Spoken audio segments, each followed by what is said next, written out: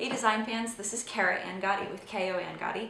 We are a woman-owned interior design and energy audit firm based in Philadelphia, and at KO Angotti we believe in supporting our local economy by working with local artisans such as Christopher Germain.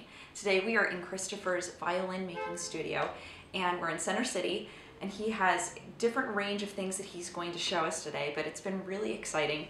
It's a whole new world of things that I've never been exposed to before, so he's been really patient in answering all of my questions. So you've been doing this for about 30 years? Almost 30 years now, yes. And you started in the Midwest, but now you're in Philadelphia.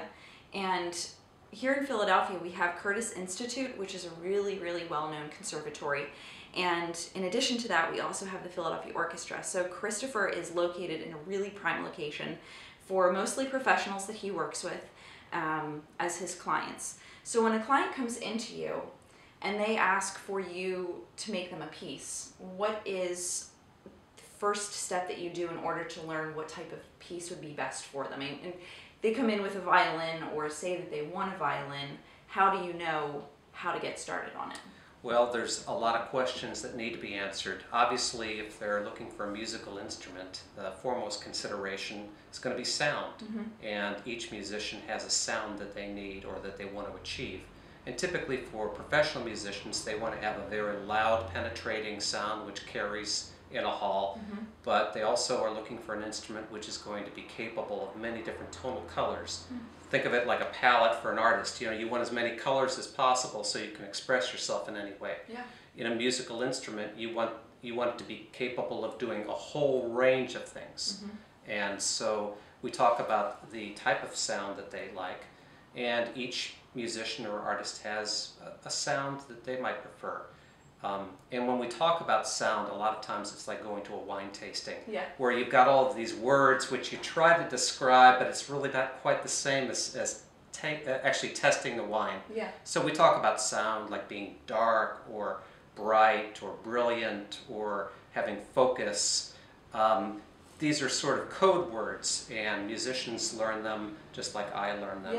And then you try to listen to that and then build an instrument for them which has the tonal characteristics which are most important. And what we'll show in a video clip during the interview is you have an entire case of violins and pieces that are either a mixture of pieces that you've made yourself or have acquired over the years.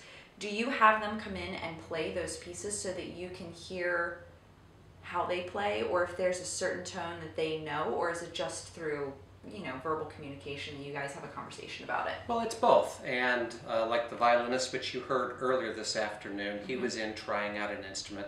I'll listen to the way he plays. He communicates to me as to what he likes. And it's almost like going into a clothing store and trying on a suit or a dress and saying, I like the way this fits, this suits me or it doesn't. So a lot of it is trial and error too. And of course I want to try to do this in an environment which is going to give the clearest sense for what the sound is really going to be like. Well, as we have Christopher here with us, he has 3 pieces that are in front of us right now, and this is the earliest stage of all 3, and then this is the next step, but this is a viola, correct? That's correct. And this is a violin. This is a 400-year-old violin, which I was floored when I saw that it's amazing to me that we had a discussion about this earlier, that they fine-tuned the design of a violin so quickly back in the 1550s, you said?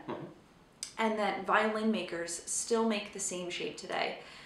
So Christopher is still true to the same style and the same materials and the same varnishes that he has to make from hand. It's just a really interesting process, and this has really been a pleasure to come in here. Thanks for letting us join you this afternoon.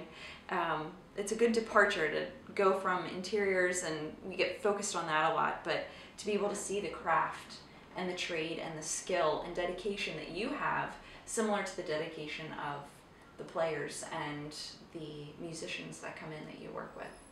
So thanks for letting us come by. My pleasure too. Thanks for joining us, and we will see you on the next vlog.